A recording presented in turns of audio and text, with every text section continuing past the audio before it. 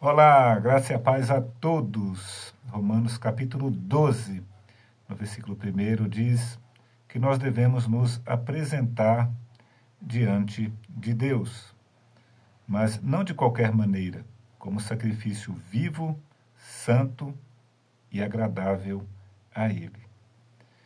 Às vezes nós cometemos um grande erro, que é quando nós pensamos que nos apresentar diante de Deus como sacrifício vivo, santo, agradável a Ele, está falando apenas do culto na igreja.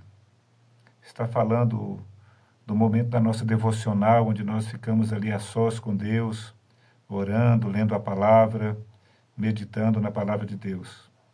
Também é, mas na verdade é muito mais amplo o que esta passagem ela quer nos ensinar. Nós nos apresentarmos diante de Deus como sacrifício vivo, santo e agradável, vai muito além do culto na igreja, vai muito além da nossa hora devocional. Apresentar diante de Deus é viver diante de Deus. Nós não podemos separar a nossa vida em duas partes. Este é o momento secular e este é o momento espiritual. Não é assim. A nossa vida, ela é toda regida pelo espiritual. Ou nós somos guiados pelo Espírito de Deus, ou nós somos guiados pelo mal. Ou nós permitimos que o Espírito Santo do Senhor, ele trabalhe na nossa vida, ou nós, então, abrimos uma grande brecha para que o inimigo trabalhe na nossa vida e através da nossa vida. Não há meio termo na nossa vida espiritual. Não há como nós sermos espirituais no culto na igreja e nós sermos carnais fora da igreja. Nós temos que ter consciência de que em tudo que nós fazemos, em tudo que nós falamos, tudo que nós pensamos, toda a nossa conduta, toda a nossa postura diante de qualquer situação no decorrer do nosso dia, no decorrer da nossa semana, isso implica a nossa questão espiritual. Não há como nós vivermos dominados pela carne e nós chegarmos diante de Deus na igreja e queremos oferecer um culto que o agrade.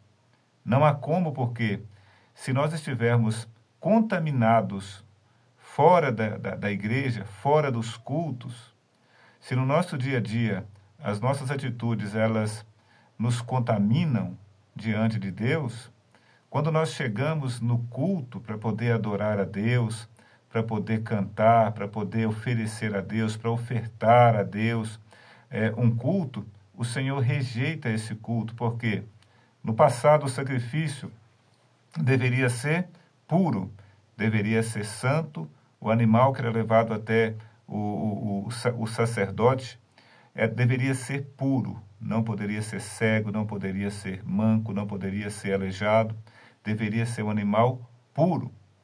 Então, o Senhor, ele aceita algo que seja puro. Ele só aceitava o sacrifício naquela época se o animal fosse um animal puro, se aquele sacrifício fosse puro, santo, quer dizer separado. Seria algo separado dos demais, algo que fosse puro, algo que fosse limpo, agradável, para que agradasse a Deus, para que quando aquele animal fosse oferecido a Deus, aquilo subia diante de Deus como aroma agradável a Deus, e Deus então aplacava a ira dele contra aquele pecador.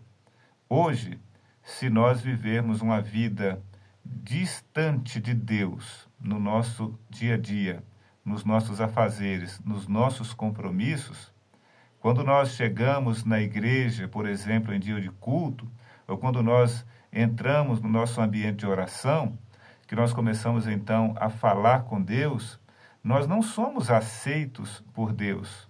A nossa oração não é aceita por Deus.